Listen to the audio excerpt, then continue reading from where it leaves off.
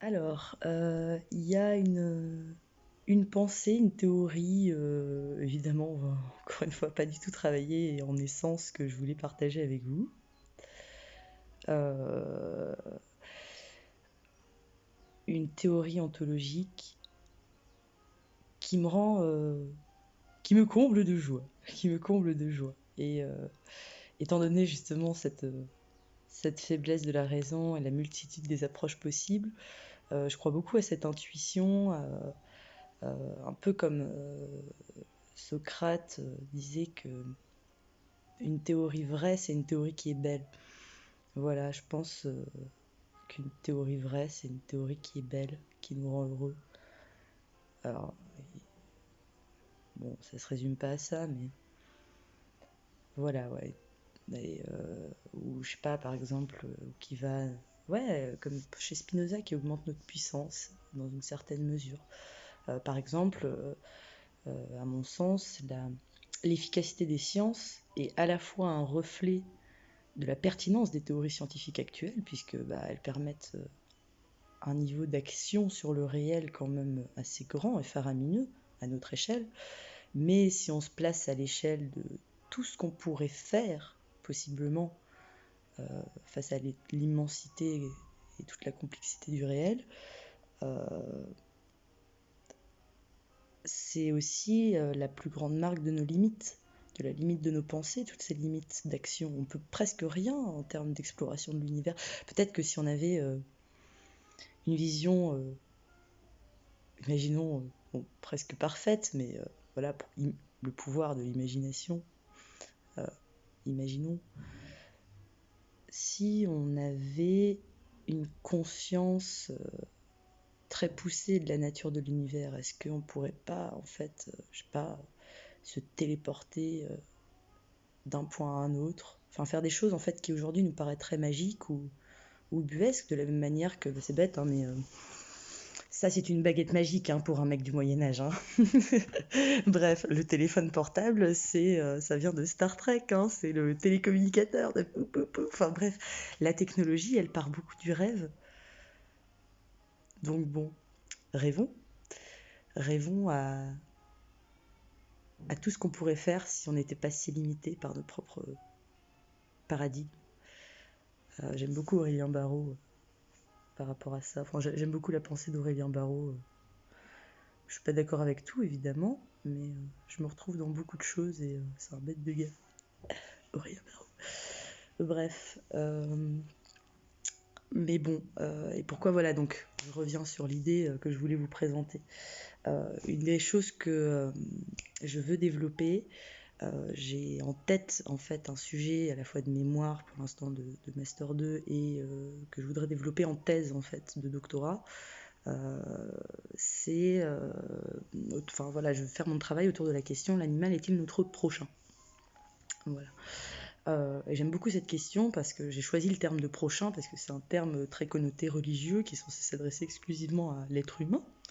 Et c'est vrai que c'est une question, quand je pose ça, beaucoup de gens voilà, vont instinctivement et de façon très évidente répondre bah non, bah non. Bref, et c'est vrai que la notion de prochain, oui, en un sens, voilà, c'est une notion peut-être trop anthropocentriste, au sens où je me prends comme centre de référence et je juge le monde du vivant en fonction de celui, en hiérarchisant de celui qui est plus proche de moi à celui qui est le plus éloigné. Euh, et ça peut poser problème en fait, voilà, parce que c'est se rendre coupable d'anthropocentrisme en un sens. Et j'aimerais beaucoup développer une idée une thèse qui répond oui à cette question en fait. Parce que c'est prendre le contre-pied de la philosophie classique et d'une idée encore très largement répandue. Et aujourd'hui, étant donné le contexte écologique de sixième extinction de masse, c'est la sixième, hein, ou la cinquième, je sais plus. Bref, enfin d'extinction de masse qu'on est en train de causer, il faut vraiment réfléchir à notre rapport à la nature, notre place en fait d'être humain. Il y a une vraie crise de ce côté-là, je pense. Et donc il faut le redéfinir. Et je pense qu'une des clés de ça, c'est de justement casser avec cet anthropocentrisme. Donc j'aimerais beaucoup voilà, reprendre ces pensées-là et les déconstruire en fait petit à petit. pour proposer une vision dont j'estime pas que ce sera la vérité fondamentale ou pas, non, mais voilà, proposer une vision entre autres qui pourrait nous aider à trouver une place plus en accord dans notre monde, plus en accord avec ce que sont vraiment les vivants. Voilà. Donc, comme je veux développer ça, j'ai eu en fait une idée qui m'est venue, merveilleuse surprise de l'intuition, qui n'est jamais nouvelle, qui propose, c'est pas une idée nouvelle, c'est jamais qu'un réagencement personnel d'idées préexistantes et que je pioche un peu partout chez tous les philosophes que je peux croiser et notamment dans les religions aussi. Je puise pas mal dans le shiisme, dans l'hindouisme, je suis croyante, mais en un sens très spinoziste. J'aime beaucoup sa pensée à Spinoza. Quel homme adorable. Big up Spinoza. Avec tout ton amour. Bref. Un mec en or, ce gars. Voilà. Donc, c'est une vision assez panthéiste, mais qui ne s'arrête pas au panthéisme, en fait. La vision ontologique que je veux développer, elle associe l'idée de Deus sive natura, le Dieu et la nature, et aussi je veux y concilier l'idée d'une transcendance divine. Parce que j'aime l'idée d'un principe créateur animé de raison. Pour moi, c'est la source, je pense, la plus logique à l'émergence de la raison dans le vivant. Mais à mon sens, c'est pas nécessairement... Voilà, cette transcendance, grâce à cette immanence divine, en fait, permet de casser quand même avec cet anthropocentrisme, cette idée que l'homme serait la création ultime, la plus poussée, et que le reste du vivant est là pour le servir, en fait. Que ce soit la matière qui constitue la Terre, notre monde, bref, ou les vivants qui la peuplent. Voilà, et donc, cette idée, il faut que je la mette en place,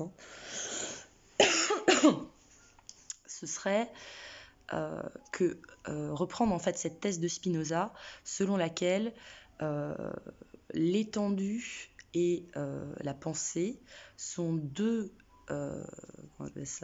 attributs de la substance divine, d'accord, et que nous, donc, on pourrait percevoir ces deux qualités de Dieu dans le monde.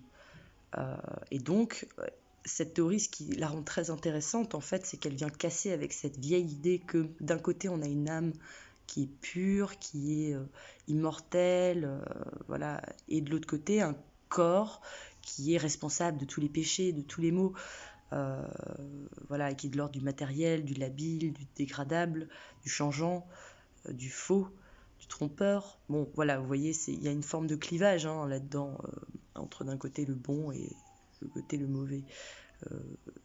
Or, ce qui est bien chez Spinoza, c'est qu'il rassemble un peu tout ça.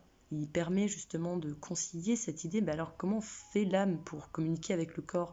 Et Spinoza, il nous dit non, le corps, il est pas plus indigne que l'âme, c'est pas vrai, c'est tout autant l'émanation de Dieu que votre esprit.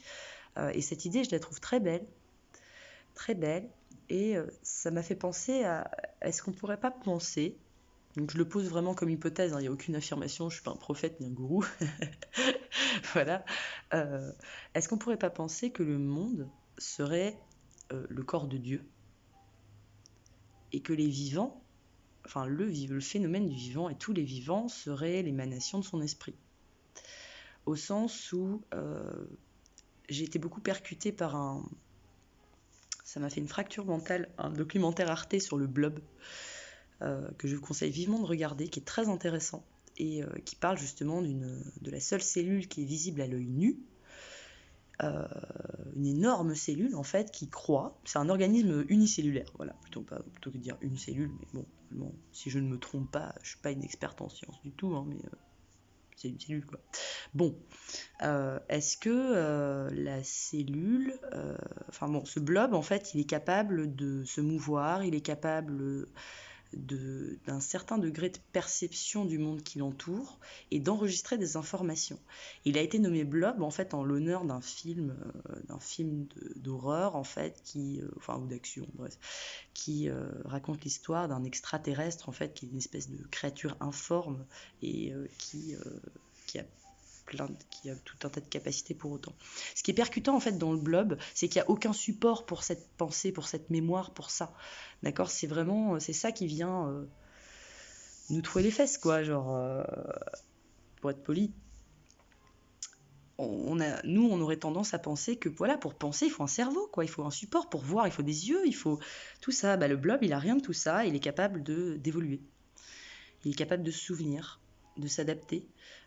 Et ça, c'est juste miraculeux, c'est juste incroyable. Et en fait, ça m'a donné envie de développer l'idée, en fait, que où situer l'unité du vivant, en fait, dans la cellule. Ce serait l'idée, bon, c'est mal dit, hein, mais que toutes les cellules seraient des blobs. Nous sommes tous des blobs, en fait. Nous sommes tous des cellules qui, par ce désir d'apprendre et de connaître, qui ont déjà ces potentialités de perception en fait en elles-mêmes et d'apprentissage, etc., en fait, vont se développer pour accroître en fait cette progression vers le réel, de la même manière que là, le blob, il enregistre des informations pour évoluer, pour se perfectionner, tout ça. Bref, et que certaines cellules seraient restées dans l'unicellulaire et d'autres, en fait, auraient déployé d'autres moyens par les organismes, en se développant à travers d'organismes pluricellulaires, des organismes complexes, de plus en plus complexes, jusqu'à, entre autres, l'homme, mais tout un tas en fait de moyens d'explorer le monde et le réel. Et voilà, est-ce qu'on ne pourrait pas considérer que la cellule, en fait, serait justement cette unité fondamentale qui unifie tout le vivant, en ce que ce serait l'expression de l'esprit de Dieu. Dieu aurait en ce sens un esprit et un corps. D'accord, le corps, ce serait la nature, Deus sive natura, mais il ne se résumerait pas à ce corps, il dépasserait ce corps. Comme de la même manière, en fait, que tout simplement, je suis immanente à mon propre corps, je suis mon corps, mais je le dépasse, je ne suis pas qu'un corps, je suis un pour-soi, comme le dit Sartre, je sors de moi-même, je peux rentrer en moi-même. On est capable d'introspection, hein, tout ça. Est-ce qu'on ne peut pas imaginer une figure divine de ce type-là, en fait, dont le corps est le réel? Alors quand je dis le corps est le réel, hein, c'est pas juste notre univers, ce serait quelque chose qui dépasse les multivers, ce genre, c'est quelque chose d'infiniment et tellement grand qu'on ne peut pas se le représenter, mais assez proche en fait de l'idée des Védas. Les Védas, ils se représentent en fait une divinité comme ça, qui est dans une forme corporelle ressemblant à celle de l'homme. Bon, alors ça, on s'en fout en vrai de la forme qu'il pourrait avoir. Mais voilà, qui expire des multivers et qui les inspire en fait. Et que c'est à ce niveau-là que se joue le cycle de répétition. Ce avec quoi la physique aujourd'hui est quand même plutôt d'accord. Elle pense que l'univers a un début et une fin. Et qu'il pourrait très bien y avoir un renouveau à partir de cette fin de l'univers. Donc voilà, c'est... bref. Donc voilà, est-ce qu'au final on ne pourrait pas voir le réel en pensant que la nature inerte, la matière inerte en fait, celle qui est soumise aux lois de causalité en fait serait le corps de Dieu, et que son corps, de la même manière que le nôtre, est soumis à des lois de causalité. Alors après, ça n'exclut pas qu'il ait pu les choisir, ou qu'il puisse les enfreindre, par justement cette capacité à entrer en soi-même pour influer sur le corps. Nous-mêmes, on a cette espèce de lien entre l'esprit et le corps, hein, le psychosomatique, et on sait qu'un être humain, il est tout à fait capable comme ce plongeur sur lequel il y a le film, je crois que c'est Le Grand Bleu, hein. Voilà, ce plongeur-là, il était capable, si je ne m'abuse, par la méditation, de ralentir les battements de son propre cœur. Alors je ne sais pas si c'est lui ou un autre, bref, mais il y a un plongeur qui était capable de faire ça. Et vous voyez, la méditation, elle permet d'influer sur notre corps, et quand on a des troubles psychiques, ça ressort sur le corps. Je pense pas que si Dieu il y a des troubles psychiques, hein, pas du tout. Mais enfin bref, ce que je veux souligner, c'est ce lien esprit-corps. Donc, si nous on en est capable, pourquoi une entité créatrice de l'ordre de Dieu n'en serait pas capable? Voilà, donc il y aurait voilà, d'un côté cette matière qui est le corps de Dieu, soumis à des lois, et de l'autre côté ce vivant qui serait l'émanation de l'esprit de Dieu, un peu comme dans le bouddhisme ou chez Schopenhauer, en fait, la volonté, principe, pour lui c'est principe immanent, voilà, qui s'exprime dans des volitions pour assouvir son désir d'être. On pourrait imaginer un principe de cet ordre-là, en fait, où Dieu explorerait son propre corps, en un sens, à travers tous les êtres vivants. Et quand je dis tous les êtres vivants, c'est pas juste de la Terre, hein, de tous les vivants possibles au sein d'un univers aussi vaste que le nôtre, de tous les vivants possibles au sein de multivers possibles. Voilà, l'idée que on pourrait penser que un Dieu qui serait à la fois immanent à la nature en ce qu'il vit, qu'il est chaque être, d'accord, comme si nous étions chacun un outil de perception. Comme s'il avait à travers chaque vivant des milliards d'yeux, des milliards de nez. Il peut éprouver tout un panel de sensations. Par exemple, on peut relier ça à la notion de mal, par exemple. Le fait qu'il y ait du mal dans le monde, on pourrait penser en ce sens que ce serait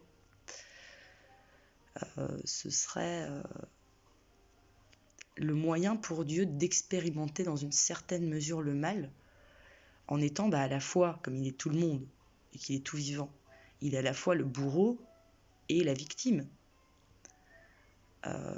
Et en ce sens-là, si Dieu est tout ce qui est, il ne peut qu'être miséricordieux, il ne peut qu'être bon, vouloir le bonheur de tout être vivant, vouloir l'harmonie, puisqu'il est chaque être qui vit.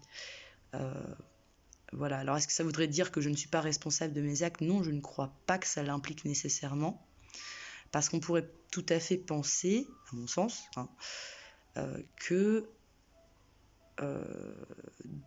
Dieu, en fait, aurait besoin de cette liberté de l'être humain, entre autres, pour justement pouvoir explorer tout ce panel d'émotions, tout ce panel de ressentiments et en fait exister à proprement parler.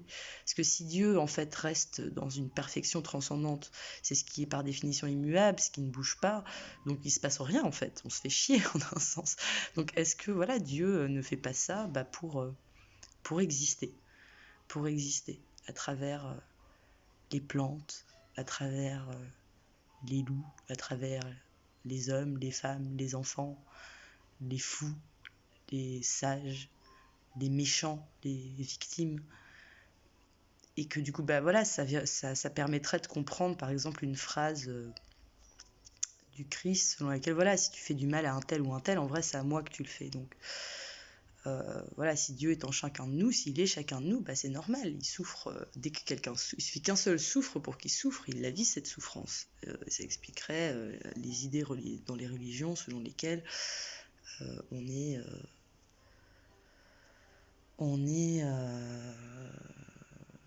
enfin, il nous connaît mieux que nous-mêmes et qu'il est extrêmement miséricordieux en fait.